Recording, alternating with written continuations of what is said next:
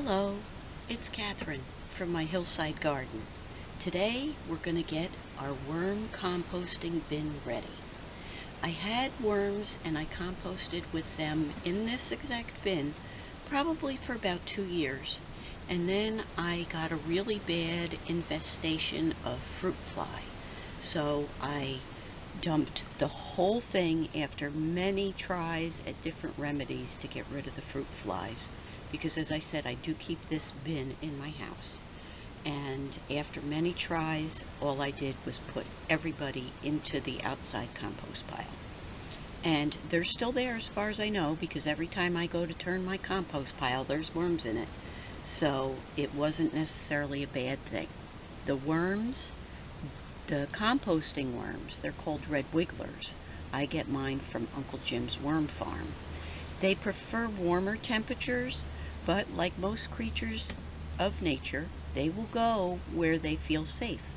So they'll drill down into the dirt and go to a warmer place if it gets too cold, if the compost pile isn't too warm for them, or isn't warm enough for them. This bin has been outside. It's rather dirty at the moment, so I'm just going to go through with giving it a good wash, and then I'll be back to talk to you about what I plan to do for the arrival of my compost worms.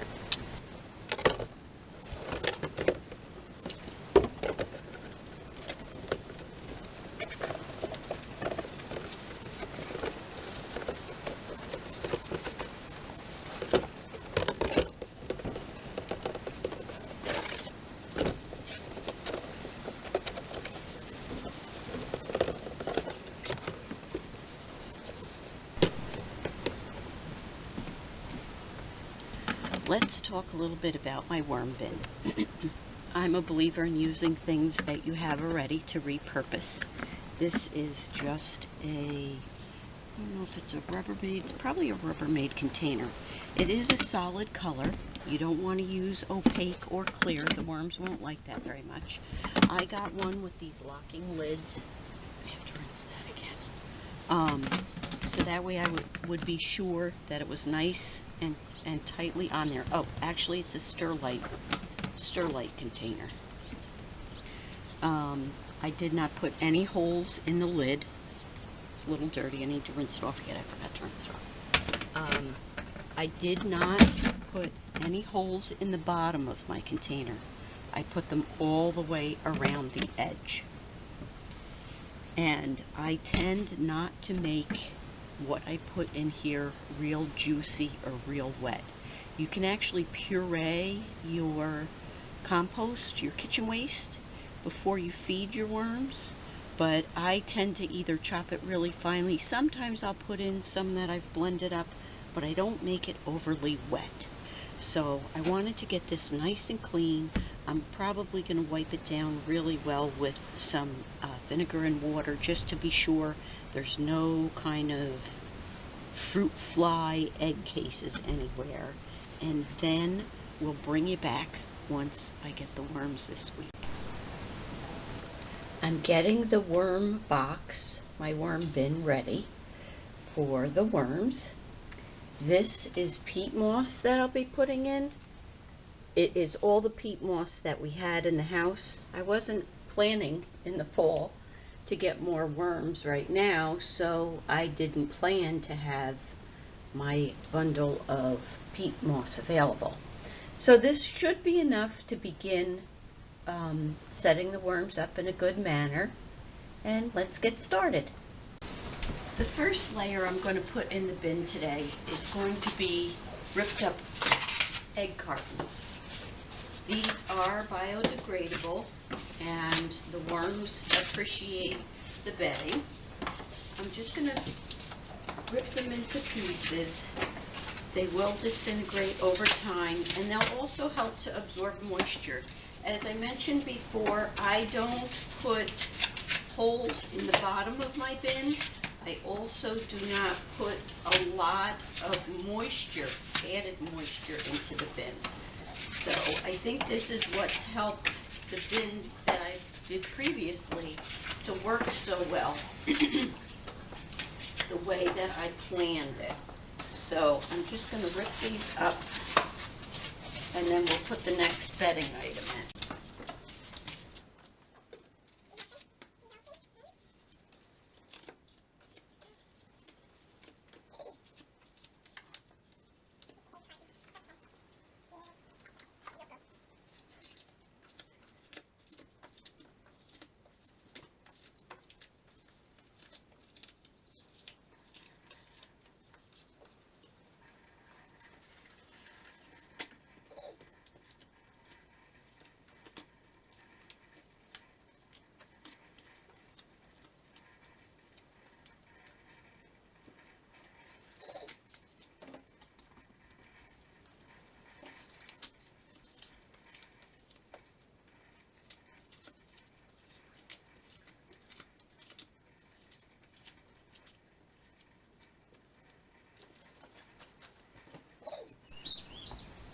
I've shredded up 5 egg cartons and put them in the bottom of the bin.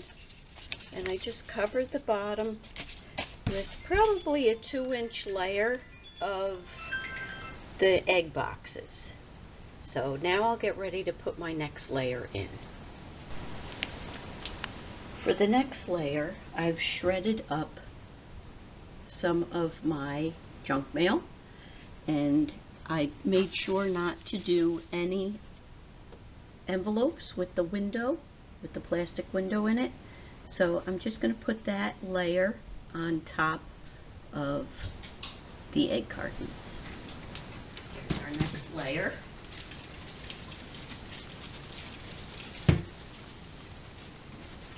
Okay. Seems like one good bin.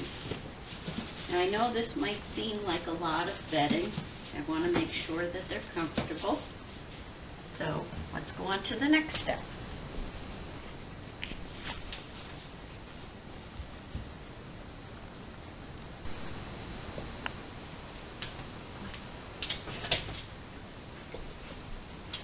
As I said, the peat moss is dry. I'm going to add in 1 cup of hot water, and I'm going to end up mixing that up a little bit and seeing if it needs a little bit more water before I put it into the bin.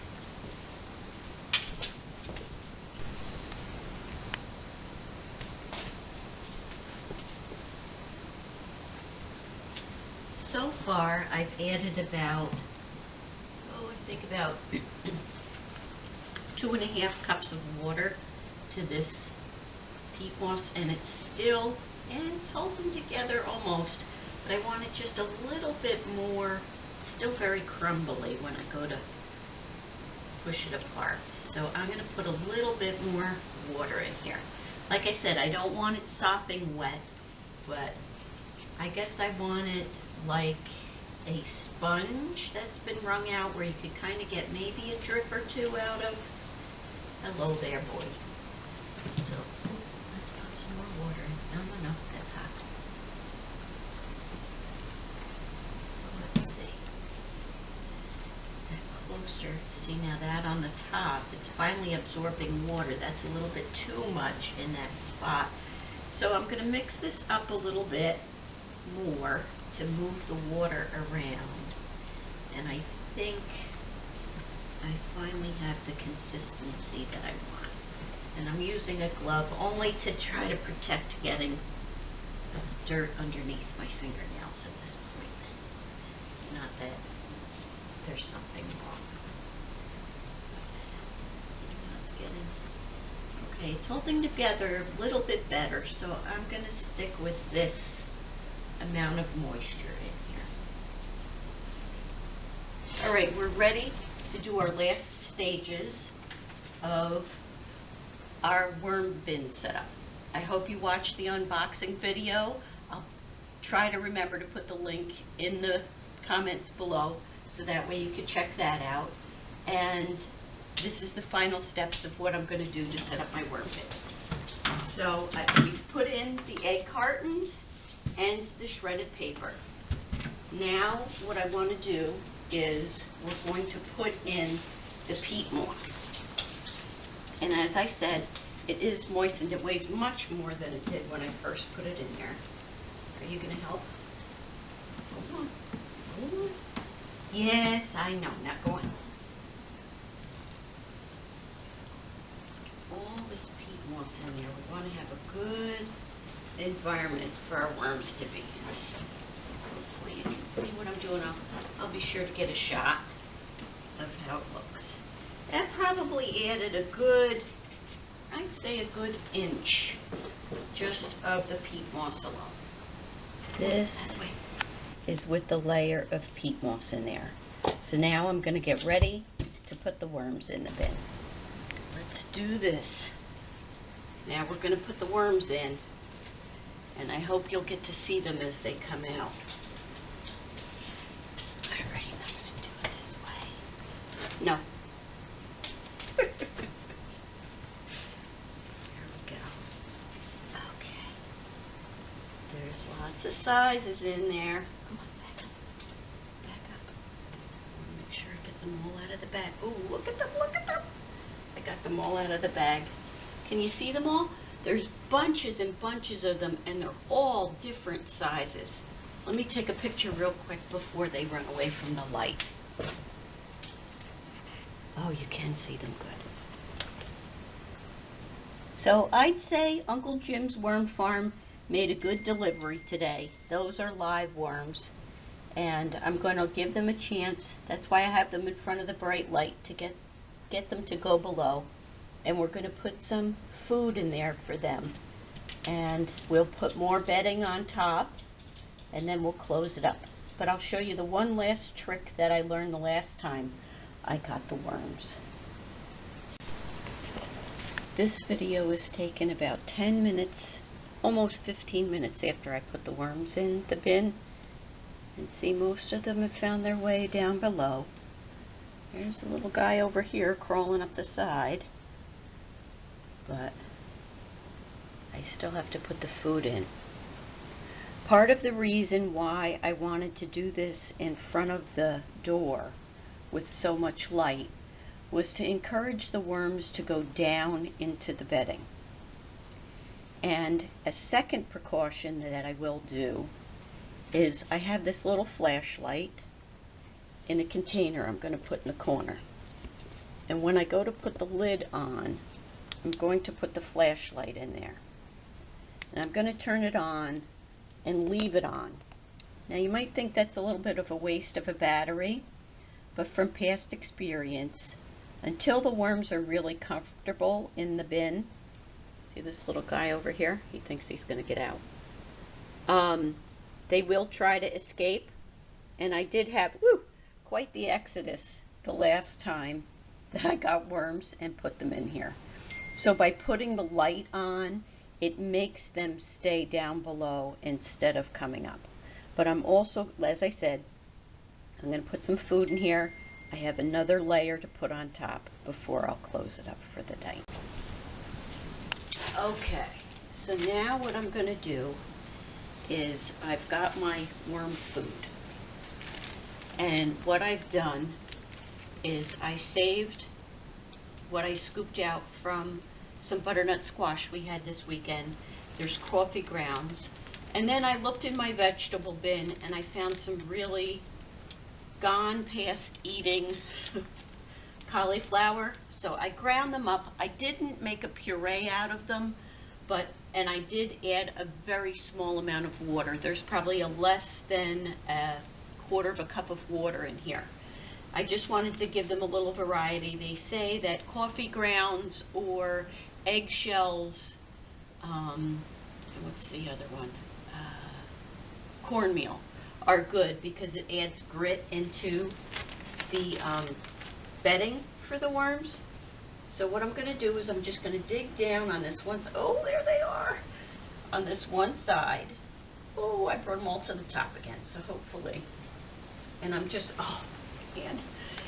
And I'm going to put all of this in one spot. And when you feed your worms, it's kind of what you want to do.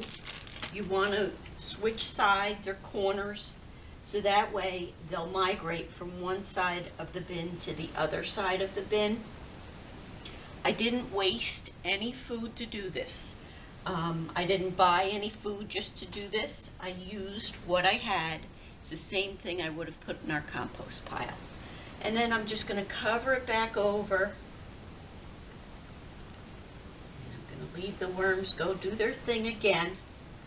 Go down in, and most of them will find their way to that food.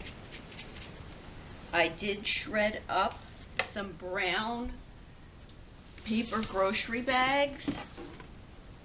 And I'm going to put a nice thick layer on the top. I've been doing a little bit of research on how my fruit fly problem started, and I found perhaps I was feeding them too close to the surface and I didn't have enough of a cover of bedding on the top. So I shred up, I had a couple of, I think I had 3 lunch bags and then about 6 brown grocery bags that I put through my shredder. And I'm going to put a nice thick layer. Ooh, little guy, get down. A couple guys crawling up. And this way, it helps to keep the light out so they'll stay down below. But I'm also hoping that it will have done away with any chance of a fruit fly issue. And then I'll turn that light on. I'm going to leave this open for a little while yet since I'm home, just to be sure that they go down below. But I'll put the lid on. It's a fairly tight fitting lid, this one with the locking handles. I really haven't had, except for that one experience where there wasn't enough light to push them down, I haven't had very many escape. And as I said, I do keep this in our dining room. It's out of the way. It stays at a constant temperature, pretty much in between, I guess, 68 and 70 degrees. And I'll do a follow-up video in about a week, and we'll go in and take a look and see how they're making out. So if you enjoyed today's video, give me a thumbs up, subscribe to my channel, and join me on my gardening journeys. Have a great day. Happy gardening. And see, even for how hard I tried, there was one little guy who got away. So I'll get him into the worm bin.